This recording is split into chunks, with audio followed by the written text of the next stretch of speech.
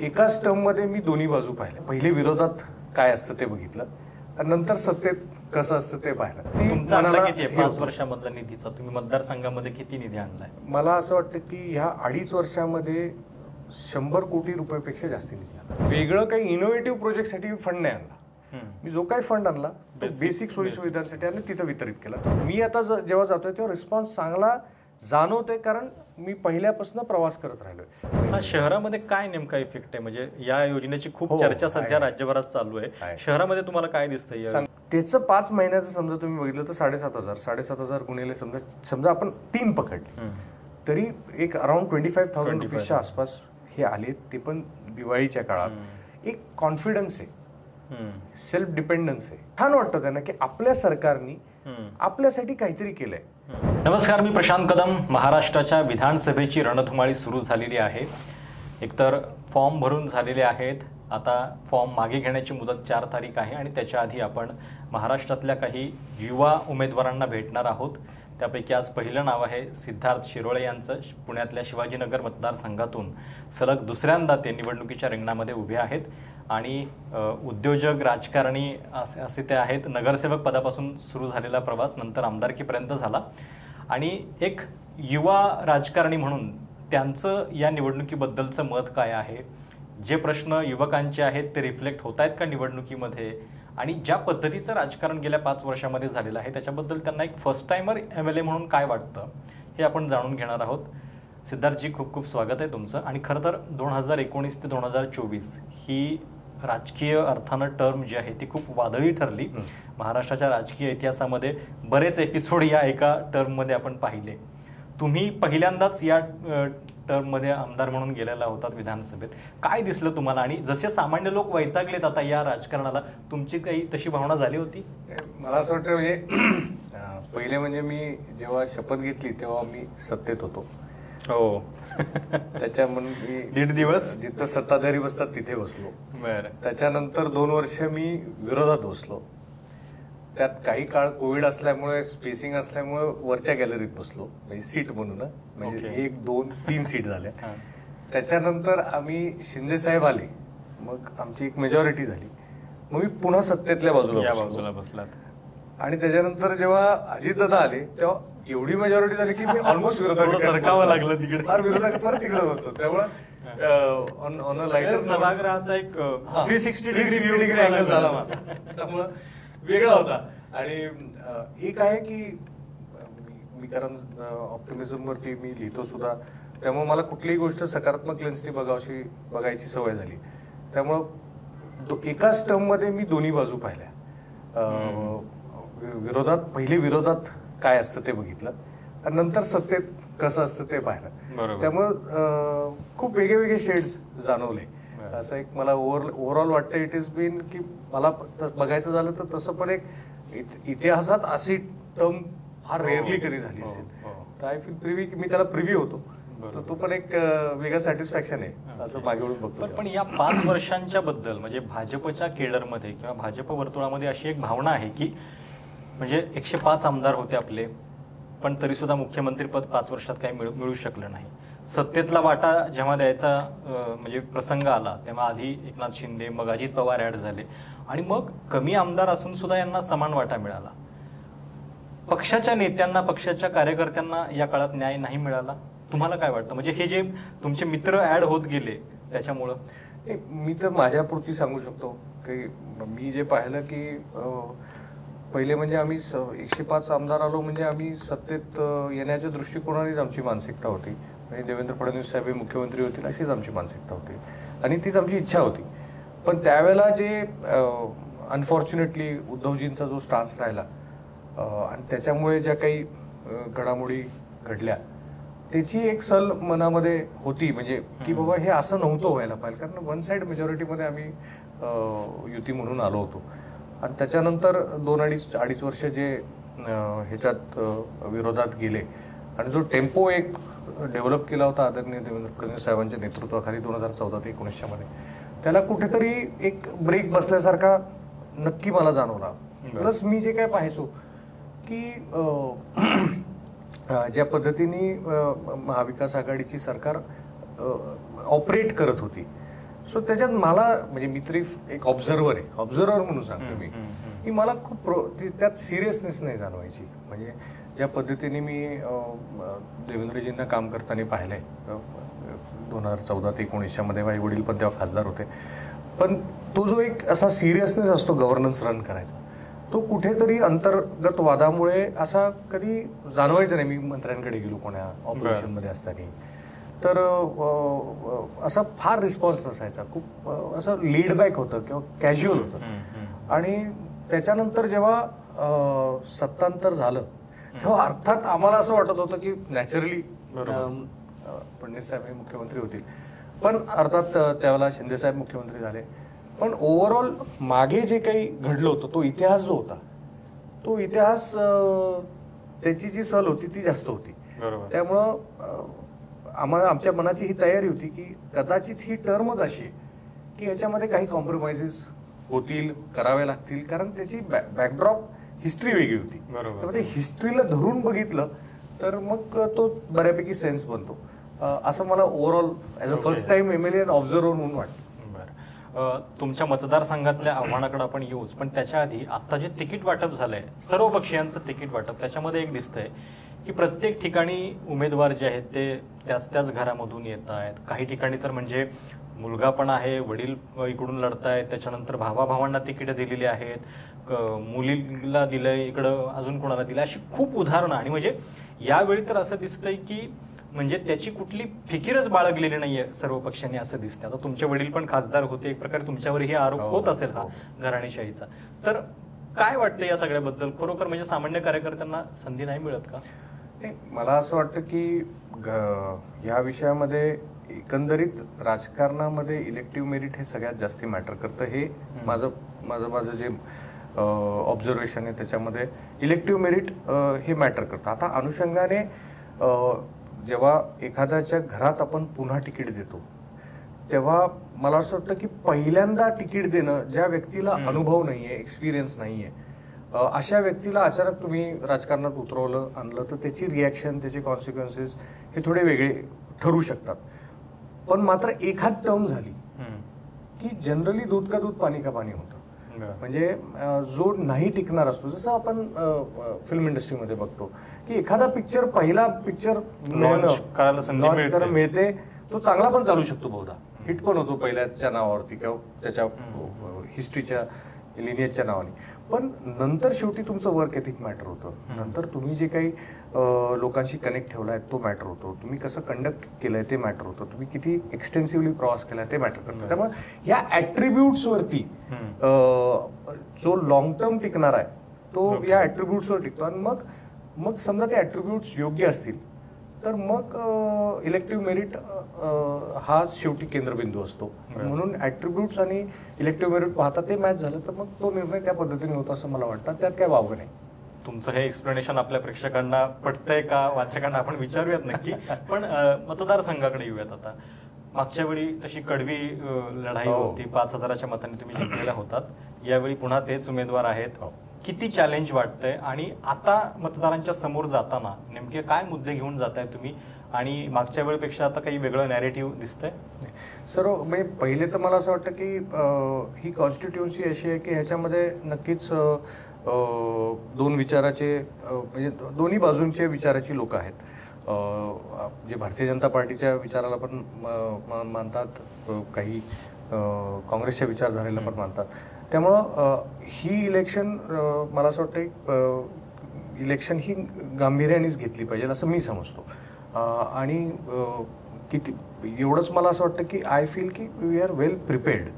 म्हणजे I won't say की म्हणजे I don't want to sound over confident, but we are very well prepared. कारण गेल्या 5 वर्षापासून मी सातत्याने आपला एक कॉन्डक्ट ठेवला आहे की एक ज्या पद्धतीने आपण एक लोकप्रतिनिधी वागले पाहिजे, हे म्हणजे जे ओव्हरऑल कॉन्डक्ट असतो तो मी मेंटेन ठेवला आहे. एक एक्सटेन्सिव्ह रीच आउट प्रोग्राम मी सातत्याने करत आलो आहे. म्हणजे असं नाही की मी सगळ्या वस्त्यांमध्ये फिरलोय, लोकांशी एंगेजमेंट केली आहे आणि ती अशी ॲडहॉक नाही केली, ती कन्सिस्टंटली केली. आणि त्यामुळं 5 वर्षाचा तो टोटल जो प्रवास झाला आहे त्याच्यानंतर रिलेशन निर्मित झाल्यानंतर जी काही विकास निधी मग ती स्लम्समध्ये असेल किंवा अर्बन इन्फ्रास्ट्रक्चरची असेल, ती सुद्धा बऱ्यापैकी वितरित करायला, कारण नंतर मी सत्तेत आलो 2.5 वर्षांनी, फॉर्च्युनेटली 2.5 वर्षांनी मला सत्ता बघायला नाही, पण मिळाली. आता तुम्ही निधीचा विषय काढला म्हणून म्हणजे या 5 वर्षामध्ये आम्ही सगळ्या सामान्य लोकांनी जास्तीत जास्त शब्द कुठला ऐकला असेल तर तो निधी, म्हणजे correct. जी काही भूमिका घेतली गेली हो. त्याच्यामध्ये पण हा शब्द खूप होता. तुमचा एक्सपिरियन्स काय होता नेमका या निधीबाबत? तुमच्या मतदारसंघामध्ये निधी आणण्यासाठी तुम्ही जे प्रयत्न करत होतात त्याला रिस्पॉन्स कसा मिळत होता, आणि खरोखर म्हणजे एवढ्या निधीची कामं होतात एका 5 वर्षाच्या टर्ममध्ये? कसं असतं, म्हणजे मी बघितलं तर मी तर 2.5 वर्षाचं सांगू शकतो. पहिले 2 वर्षामध्ये तर मी ऑपोजिशनमध्ये होतो, त्यामुळे तशी जी फंड्स होते ते लिमिटेड होते.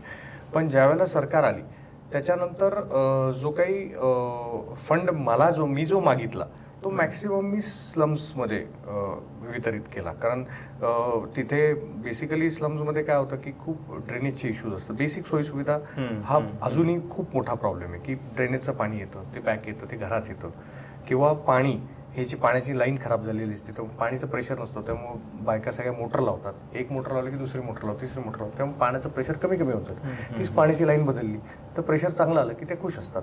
तिसरं म्हणजे तुम्हाला सिक्युरिटी, समजा व्यसन असतं किंवा गुन्हेगारी असती, त्यासाठी तुम्ही CCTV लावले तर त्याच्यातनं लोकांना एक आधार मिळतो. सार्वजनिक टॉयलेट्स असतील तर हे जे बेसिक गरजा आहेत ह्याच्यावरती, आणि ही दिसणारी कामं नाहीत, ही न दिसणारी कामं, ही हृदयाला स्पर्श करणारी कामं. की समजा सार्वजनिक टॉयलेटमध्ये प्रॉब्लेम क्लिनिंगचा नाही, प्रॉब्लेम पाणी नसण्याचा आहे, कारण स्टोरेज कॅपॅसिटी कमी आहे. ओके. त्यामुळे पाणी जे सकाळी येतं ते संपून जातं, मग ते त्यामुळे बाथरूम्स क्लीन नसतात. तर ह्या छोट्या छोट्या गोष्टी बघितल्या, त्याच्यासाठी तुम्ही फंड दिला तर तो जास्ती तुमचा आणला किती आहे 5 वर्षामधला निधीचा? तुम्ही मतदारसंघामध्ये किती निधी आणलाय? मला असं वाटतं की ह्या 2.5 वर्षामध्ये 100 कोटी रुपयापेक्षा जास्ती निधी आला. 2.5 वर्ष का पकडताय? म्हणजे कुठल्याही पहिलं बाजूला 5. पण तुम्ही कुठल्याही बाजूला असलं तरी आमदार म्हणून निधी तर तुम्हाला मिळायलाच पाहिजे. नाही, कसं असतं की आमदार निधी ही 5 कोटी रुपयाची तुम्हाला MLA फंड असतो. ओके. पण जेव्हा आपण सरकारमध्ये असतो तेव्हा प्रकल्प विशेष निधी म्हणून आपण ती सँक्शन करून घेऊ शकतो, की स्पेसिफिक मी जेवढं फिरतो, नाही तर महानगरपालिकेच्या वरती आम्हाला डिपेंडंट राहायला लागतं. पण जिथे जिथे प्रवास केला त्याची यादी घ्यायची आणि त्याची समजा मागणी केली तर ते आपल्याला कस्टमाइज निधी देता येते सरकार असेल तर. त्यामुळे सरकारचा हा बेनिफिट असतो. त्यामुळे त्या अनुषंगाने बरीचशी मी जिथे गरज आहे तिथे लावली. फार मोठे मोठे प्रोजेक्ट्स त्यातल्या त्यात ऑलरेडी सेंट्रल आणि स्टेटकडनं होतेच. म्हणजे शिवाजीनगर हिंजेवाडीचं मेट्रो असेल किंवा जे काही 24/7चा प्रोजेक्ट चालू आहे पाण्याच्या टाकीचं असेल, म्हणजे वॉटर अर्बन रिन्युअलचे मेजर इश्यूज जे आहेत, म्हणजे ट्रान्सपोर्टेशन असेल, वॉटर असेल किंवा सिवेज असेल, हे प्रोजेक्ट्स ऑलरेडी लागलेत. त्यामुळे मी वेगळं काही इनोव्हेटिव्ह प्रोजेक्टसाठी फंड नाही आणला. मी जो काही फंड आणला तो बेसिक सोयी सुविधांसाठी आणि तिथं वितरित केला. तो त्याच्यामुळे मला असं वाटतं की एकंदरीत तो एक फील गुड फॅक्टर जो हृदयाला स्पर्श झाला, अशी प्रकारची कामं झाली माझ्याकडे. आता आपल्याकडं शहर नियोजन हा जो विषय आहे तो खरं तर म्हणजे खूपच कॅज्युअली घेतला जातो राजकारणामध्ये आपल्याकडं. मी दिल्लीमध्ये 10 वर्ष होतो. आता बघतोय की म्हणजे दिल्लीला ज्या पद्धतीचं पब्लिक ट्रान्सपोर्ट आहे सुदैवानं, किंवा मेट्रो आहे तिथे चांगली, आपल्याकडे थोडासा उशीर झाला का? आणि पुण्याच्या बाबतीमध्ये जे प्रकल्प खूप वेगानं राबायला पाहिजे होते ते थोडेसे आपण उशीर केला का? म्हणजे आता पुणे मेट्रो ठीक आहे की सुरुवात झाली, पण त्याला मिळणारा प्रतिसाद किंवा शहराच्या गर्दीवरचा जो ताण कमी व्हायला पाहिजे होता तो होतोय का त्याच्यामुळं? आणि रिंग रोड वगैरे हे कसं आपण पुढे हे वाटचाल होणार आहे शहराची? मला असं वाटतं की 2 बाजू आहेत त्याच्यामध्ये. एक तर प्रशासकीय बाजू असते, आणि जशी कंटिन्युअस तुमची गव्हर्नमेंट असेल तर त्याच्याने नक्कीच तुमची एक ॲडमिनिस्ट्रेटिव्ह ग्रिप राहते. कारण मी एक लोकप्रतिनिधी म्हणून पाहतो तर आपण आणि ब्युरोक्रेसी आणि सिटिझन्स हे 3 मेजर समजा स्टेक होल्डर्स आहेत. त्याच्यामध्ये समजा हेड बऱ्यापैकी एक कंटिन्युअस गव्हर्नमेंट असेल तर त्यावेळेला जे प्रोजेक्ट सुरू होतात आणि जे कंप्लीट होतात त्याचं प्रमाण हे जास्ती असतं. म्हणजे त्याच्यात एक कन्सिस्टन्सी असते. पण समजा मध्येच सरकार बदलली तर मग थोडेसे, कारण किंवा म्हणजे प्रत्येकाचा अजेंडा हा थोडा वेगळा असू शकतो. तसंच ब्युरोक्रेसीमध्ये की खूप ब्युरोक्रेटिक चेंजेस सडन झाले, ॲडॉक झाले तर काय होतं की एखाद्या कमिशनरची विजन असेल पब्लिक ट्रान्सपोर्टची, दुसरा येतो तो म्हणतो नाही मला वॉटरवरती काम हे करायचंच नाही, ते राहून जातं. सो कधी कधी मला असं वाटतं, मी जे ह्या 7.5 वर्षात त्याचं लोकप्रतिनिधी बघितलं की थोडीशी कन्सिस्टंटली म्हणजे फार चेंजेस होणं ह्याच्याने प्रोजेक्ट जास्ती डिले होतात. कारण नवीन डिसिजन मेकर्स येतात, नवीन ब्युरोक्रेट्स येतात. हा एक त्या प्रोसेसचा एक लकुना मला वाटतो, म्हणजे त्या या सगळ्या म्हणजे सिस्टमचा एक लकुना मला वाटतो. पण ओव्हरऑल समजा पाहिलं तर पुण्यामध्ये गेल्या 10 वर्षामध्ये स्पेशली 2016 पासून जे काही प्रोजेक्ट्स लागलेत, मग 24/7 ओव्हरऑल पुढच्या 30 वर्षामध्ये जे काही आपल्याला वॉटर सप्लायचं स्टोरेज असेल आणि वॉटर सप्लायचं जे काही डिस्ट्रीब्युशन असेल त्याचा आपण मेजर ॲड्रेसल केले. सीवेज ट्रीटमेंट प्लांटच्या प्रोजेक्टमुळे आपण काय करतो की आपल्या ज्या नद्यांमध्ये जे काही मैला जातोय त्याच्यावरती आपण एक मोठा प्रोजेक्ट लावला, जेणेकरून आपल्या नद्या आता छान राहतील. ते पण आता ऑलरेडी लागलेलं आहे. मेट्रोचं नेटवर्क जे बघितलं आपण, भले थोडा उशीर झाला असेल पण आता ते नेटवर्क वाढत चाललंय आणि आता त्याला गती आली. आता ते स्लो नाही होणार, कारण एकदा जे बेसिक तुमचे रिझर्वेशन्स असतील ते एकदा क्लिअर झाले तर ते आता जाळं मोठ्या पद्धतीने वाढतं. इलेक्ट्रिक बसेसचा नेटवर्क सगळ्यात मोठा झाला आहे. त्यामुळे खूप मोठे आणि अर्बन रिन्युअलचे जे मेजर प्रोजेक्ट्स आहेत ते पुण्यात लागलेत. एअरपोर्ट जरी आपण पुरंदरचं अजून नसेल झालं, पण ह्या एअरपोर्टसाठी जे काही डिफेन्समधनं केलेले प्रयत्न आहेत ते खरंच आता रिअलाइज होतात की ठीक आहे, त्याच स्पेसमध्ये अजून आपण चांगलं काहीतरी करू शकलोय. त्यामुळे बरेचसे चेंजेस झाले. रिंग रोडचं सुद्धा आता फक्त टेंडर होणं बाकी आहे. म्हणजे इट इज ऑल किंवा टेंडर झालं पण आहे मला वाटतं बहुधा. पण इनर रिंग रोड असेल तो सुद्धा आता म्हणजे एकदा सुरू होण्याचा भाग आहे. पण ते आता ऑलमोस्ट असे ह्या स्टेजला आहेत की ते आता होणार आहेत. म्हणजे असं नाही की आता अजून ते प्लॅन पेपरवरतीच आहेत. त्यामुळं बऱ्यापैकी प्रोजेक्ट्स हे मार्गी लागले. असं मी पुण्याचं जे काही 10 वर्षात मागच्या पाहिलं खूप पुढे गेले आणि आपण ॲड्रेस करतोय ह्या सगळ्या अर्बन रिन्युअल प्रोजेक्ट्सला, हे मला प्रामुख्याने सांगावंसं वाटतं. ओके. आता प्रचाराला खरं तर खूप कमी कालावधी पण राहिलेला आहे, म्हणजे अगदीच धडाकाच होणार आहे दिवाळीनंतर सगळ्या प्रचाराचा. तर कसं असणार आहे पुढच्या काही दिवसातलं नियोजन आणि दिवसाचं टाइम टेबल कसं असतं नेमकं? नाही, आता तसं काही विशेष लॉंग आवर्स असतात एवढं नक्की. आणि जसा बऱ्यापैकी कसं असतं, समय से पहिले म्हणतात आपण, समय पर नाही आणि समय के बाद नाहीच. So you have to be prepared from आधीपासूनच तुमची प्रिपरेशन त्या दिशेत चालली पाहिजे. तर एंड मोमेंटला तुम्ही डेस्टिनीवरती सोडून देता सगळं. त्यामुळे आधीपासून प्रिपरेशन असेल तर आता you have to just make sure that you take, म्हणजे प्रत्येक दिवस जसा येईल तसा स्ट्रॅटेजिकली तुम्ही ऑपरेट होता, कमी चुका करता आणि जास्तीत जास्त जिथे तुम्ही फोकस्ड असला पाहिजे.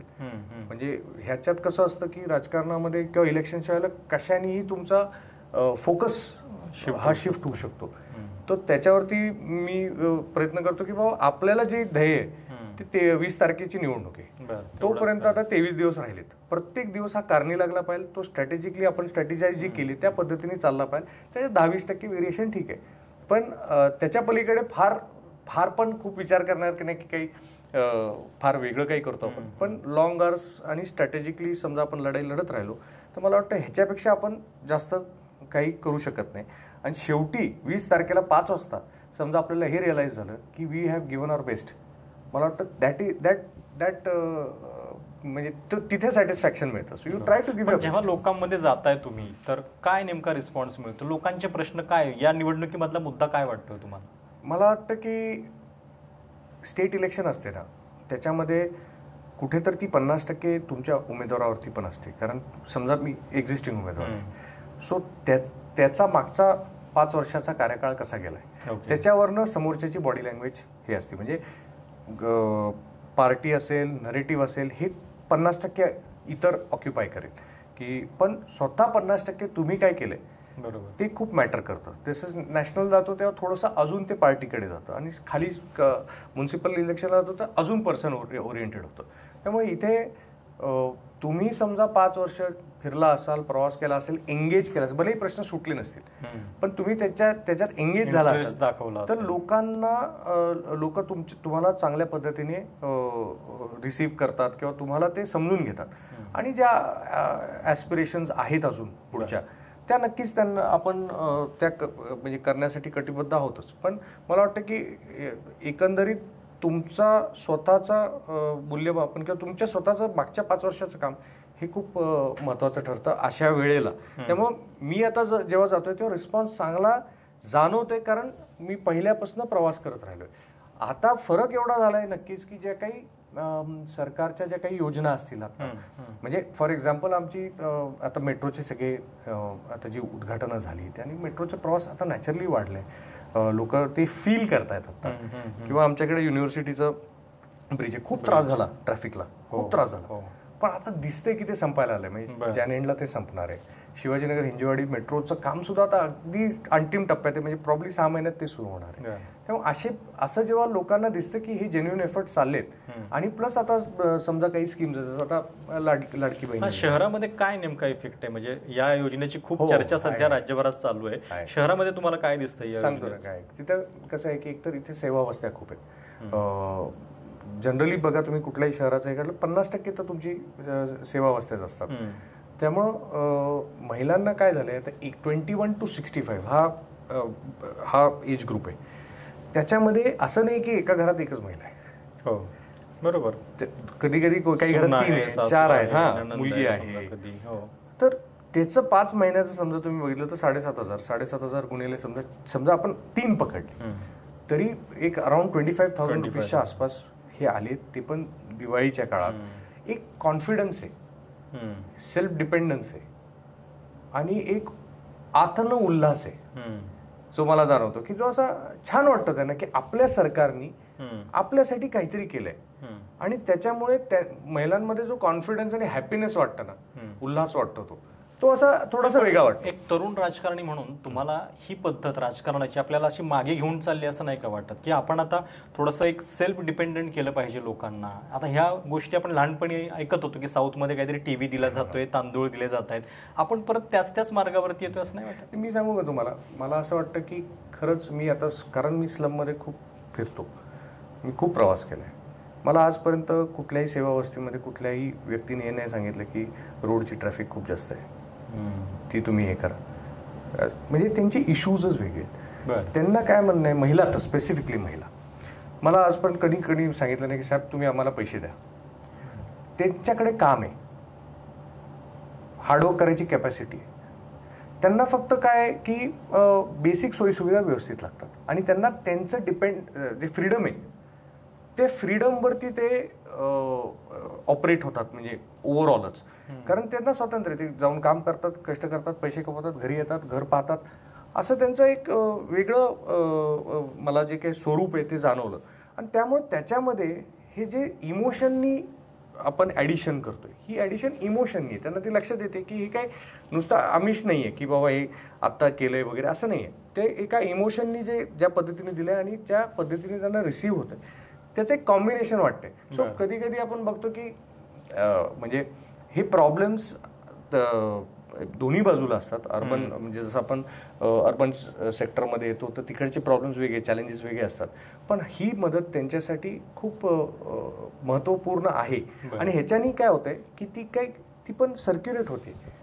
म्हणजे ते काही घरात राहत नाही ते पैसे, ते परत इकॉनॉमीमध्ये येत आहेत सुद्धा. पण त्यांचा कॉन्फिडन्स जो वाढलाय आता महिलांचा, तो मला फार असा एक हार्मनीकडे घेऊन जाणार आहे आपल्या समाजाला. एकंदरीतच जी काही वादविवाद, ती जी काही 3 भावांमधला सर्वात लाडका भाऊ कोण ठरणार हे नाही अजून कळलं. नाही, तो आमचा परियूच नाही ना. म्हणजे मी काय जे काही फर्स्ट टर्म मध्ये बघितल्यानंतर मी हा विषय विचार पण नाही करत. पण मला असं वाटतं की फार जेव्हा एक भारतीय जनता पार्टी सारखी नॅशनल पार्टी ज्याने अनेक राज्यामध्ये सरकार आणले, निरंतर येत राहते कुठं ना कुठे, त्यांनी खूप विचार करून काही निर्णय घेतात. त्यामुळं योग्य निर्णय होईल असा मला विश्वास आहे. मागच्या वेळी 5,000च्या आसपास लीड होतं, यावेळी काय स्थिती असेल शेवटचा प्रश्न, आणि विजयाची खरोखर खात्री आहे, आणि विधानसभेत कुठल्या बाजूला बसावं लागेल? मला वाटतं आय एम वेल प्रिपेअर्ड. म्हणजे मी माझ्या प्रिपरेशनवरती, result is always a by product. तुमचं प्रिपरेशन हे महत्त्वाचं आहे. त्याच्यासाठी जे काही प्रोसेस तुम्ही केली पाहिजे त्या प्रोसेसबद्दल मी आय वॉज फॉर्च्युनेट इनफ की मी थोडंसं लवकर त्या प्रोसेसमध्ये इन्व्हॉल्व झालो. म्हणजे ऐन वेळेला धावण्यापेक्षा मी गेल्या 2 वर्षापासून सातत्याने माझी थोडी मोडस ऑफ ऑपरेंडी बदलली, थोडं लवकर काही गोष्टी समजून घेतल्या किंवा काही इन्साईट्स मिळाल्या, आणि त्यामुळे मी कंटिन्युअसली काम त्या दिशेने चालू ठेवलं. सो मला असं वाटतं की आय एम वेल प्रिपेअर्ड. आता जे काही आणि त्याच्यात हे सगळे जे काही आता गेल्या 4-5 महिन्यामधले जे काही ओव्हरऑल निर्णय असतील त्यांनी त्याला एक ॲडिशन मिळाली. आणि समजा मी पुढचे 20-25 दिवस I keep my head down आणि I keep working the way I am, मला असं वाटतं की result will be good result. त्यामुळं कितीनी येईल काय येईल हा मला मॅटर नाही करत. I think result should be a by product. I am just focusing on the process. आणि ऑफकोर्स मला असं वाटतं की महायुतीचं सरकार हे येणार आहे असं मला पूर्ण विश्वास आहे. ओके, 23 तारखेला त्याचं उत्तर आपल्याला मिळेलच. पण धन्यवाद आमच्याशी बातचीत केल्याबद्दल. आणि सिद्धार्थ शिरोळे यांनी म्हणजे मतदारसंघातले विषय तर आहेतच, पण एक पहिल्या टर्मचे आमदार म्हणून राज्याच्या या टर्मबद्दल त्यांना नेमकं काय वाटलं, सध्याचं जे राजकारण आहे त्याच्याबद्दल त्यांची मतं जी आहेत ती त्यांनी अगदी दिलखुलासपणे मांडलेली आहेत. पुण्याच्या एकूणच भवितव्याबद्दल पण त्यांनी त्यांची मतं मांडलेली आहेत. ही मुलाखत तुम्हाला कशी वाटली? तुमची कमेंट्स किंवा प्रतिक्रिया ज्या असतील त्या आवर्जून कळवा. चॅनल सबस्क्राईब करायला विसरू नका. धन्यवाद.